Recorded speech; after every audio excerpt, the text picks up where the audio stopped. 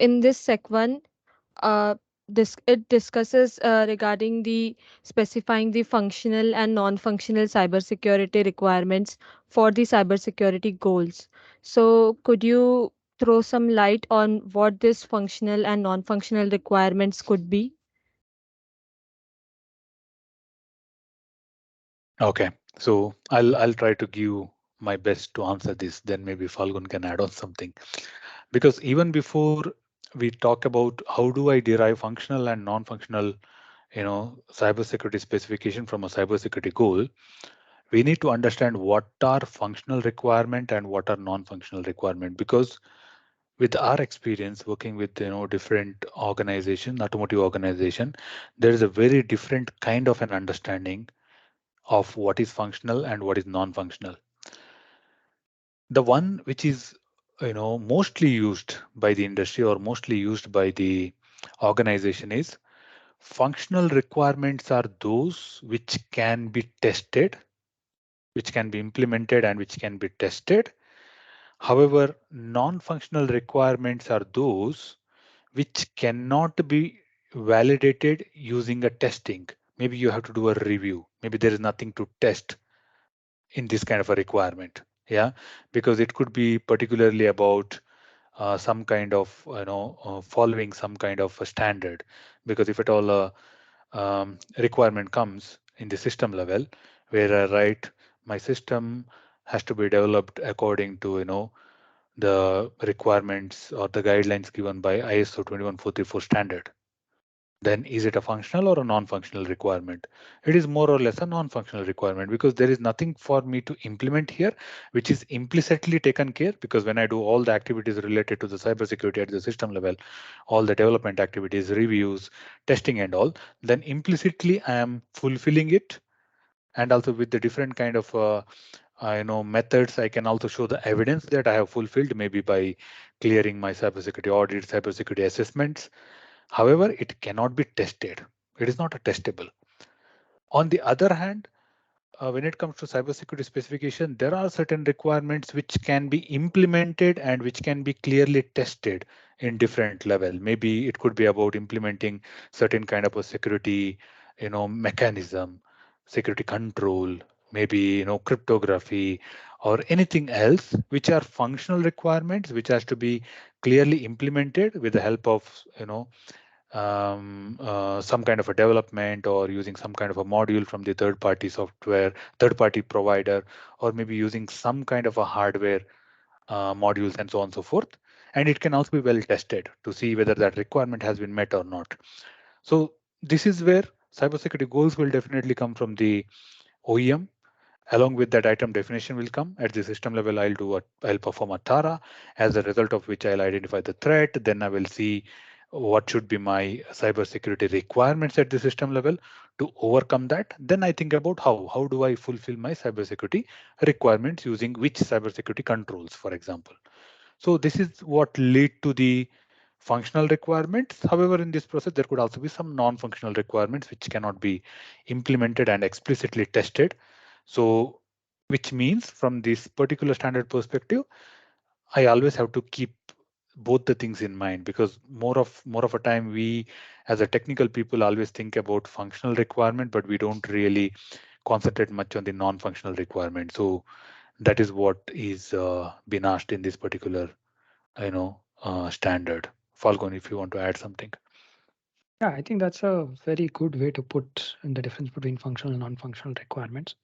So one thing probably to add on is it is important for the organization to define what their functional and non-functional requirement is. And from there, it would make sense for their engineers who are working on the requirements or the development or the testers to classify them as functional and non-functional. By definition, when you talk about non-functional requirements, these are requirements which are important, which without which you cannot fulfill the complete product.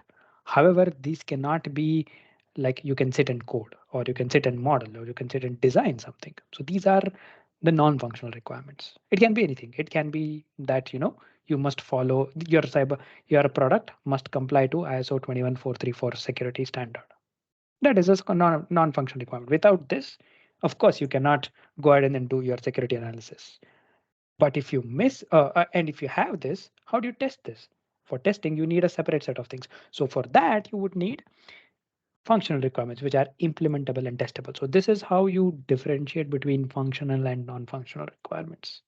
Yeah, I think because there were also some examples where I really felt in the past conversation with some of the experts that they don't clearly understand the difference between the functional and non-functional. For example, let's imagine that in order to implement the cybersecurity features, I need to buy a cybersecurity module from an external vendor. I need to use it.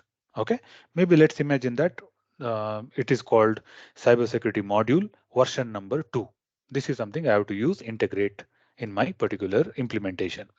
Now, when I write a requirement or a cybersecurity specification in the software level, that software shall use cybersecurity component version 2.0. This is my requirement. And the question is it a functional requirement or a non-functional requirement? And and people get confused thinking that it is a functional requirement. In my opinion, it is not a functional requirement because can you test this particular requirement? You cannot test, but you can review it and verify it. Whether I'm using that particular component or am I using that particular version or not. But you can test the requirements related to that particular module. Maybe if it does certain things, I don't know, it takes certain inputs and maybe it does certain cybersecurity related functionalities and gives certain output. This you can test. That is your functional requirement. So more or less, in many of the cases, project teams get into trouble by not clearly segregating what is functional and what is non-functional, and they try to test everything, and they don't know how to test it, and or sometimes they'll make it more complicated than what is required, and they struggle. That is one thing. And in other cases, project teams also struggle a lot with identifying what level of a requirement has to be derived in which particular abstraction level. Because you are in the system level, and if you are deriving such a detailed requirement which has to actually go to the software specification, then you are actually adding too much of complexity in the system level, point number one. And also, you can't derive anything further in the lower level because you have already derived in such a detailed level in the system level.